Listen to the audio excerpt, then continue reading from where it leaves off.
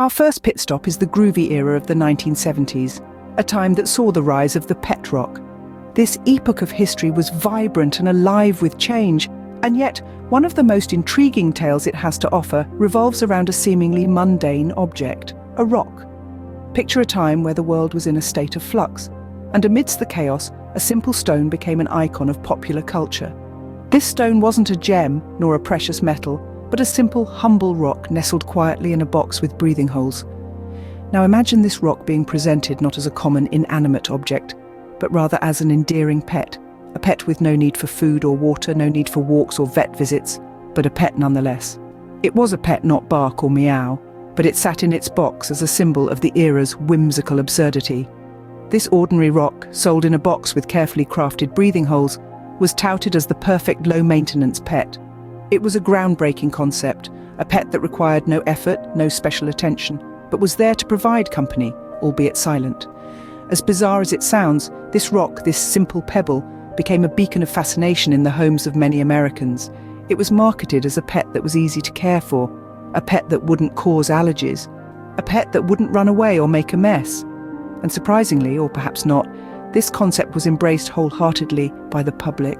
Stores couldn't keep enough pet rocks in stock to meet the demand. This was not just a fad, it was a cultural movement, a testament to the power of creativity and marketing. There was more than just a stone. It was a pet, a friend, and a symbol of the era. It was a commentary on the commercialization of everything, even something as unassuming as a pebble. But it also held a mirror to society's evolving views on companionship. In an age where people were increasingly on the move, where maintaining relationships required time and effort, the pet rock offered a quirky yet poignant alternative. This peculiar phenomenon transformed ordinary pebbles into a nationwide sensation, leaving us scratching our heads at the perplexing nature of companionship. It made us question the very essence of what it means to care for another being, to be responsible for its well-being, even if that being is an inanimate rock. The pet rock may have started as a gag gift, but it ended up being a profound social commentary that still resonates today. Leaving the 1970s behind, we must admit, the era left us with a powerful message. Companionship can take many forms, some as simple as a rock, and it's our shared experiences that ultimately define their value. This peculiar phenomenon transformed ordinary pebbles into a nationwide sensation, leaving us scratching our heads at the perplexing nature of companionship. Now, let's shift gears to the infamous useless machine. This peculiar gadget is one that has boggled minds and intrigued interest for decades, all the while keeping its title of being notoriously useless. Though many may be familiar with its name, not all are aware of its rich background and origin story that dates back to 1952. When we delve deeper into the history of this contraption, we discover it to be a physical manifestation of a philosophical conundrum. It is a blend of humor and technology, a symbol of the human fascination with machines and the question of their utility. The useless machine stands as an iconic symbol of innovation wrapped in simplicity, a rare piece of history that has managed to stand the test of time. It is a device shrouded in paradox, as it has been built to serve a purpose that is, ironically, purposeless. The design of this device is an exercise in minimalism, consisting of a nondescript box with a switch.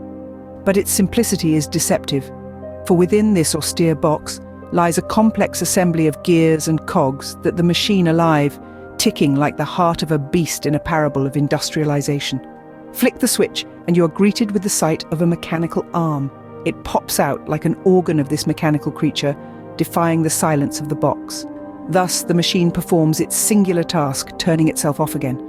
With every turn off, the machine completes its cycle of purpose, a self-fulfilling prophecy of sorts.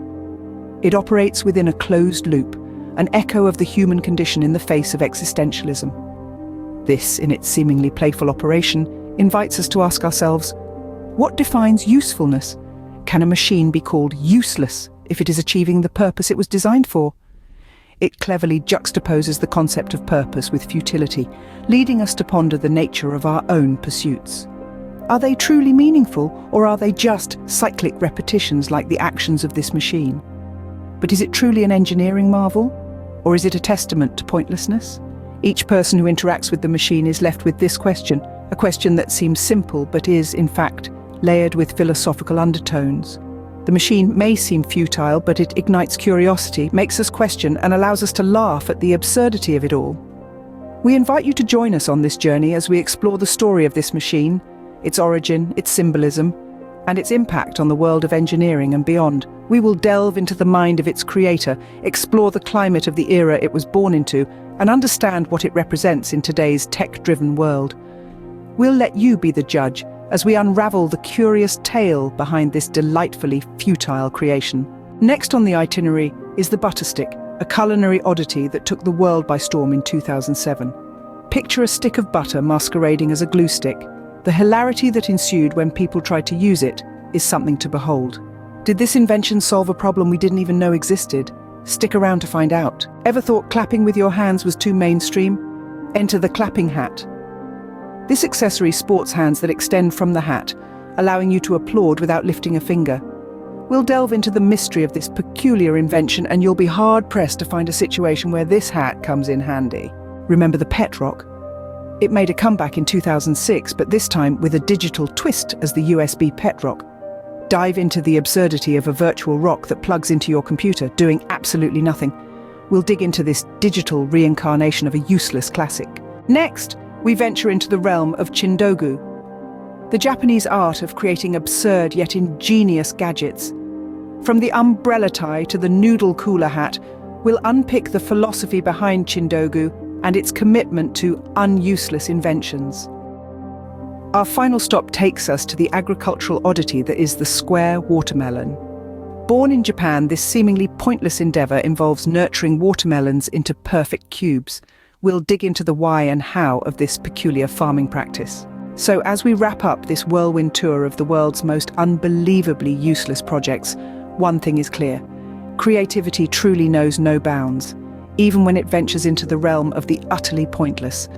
From the absurd to the downright puzzling, these ventures serve as a reminder that sometimes it's about the journey, not the destination.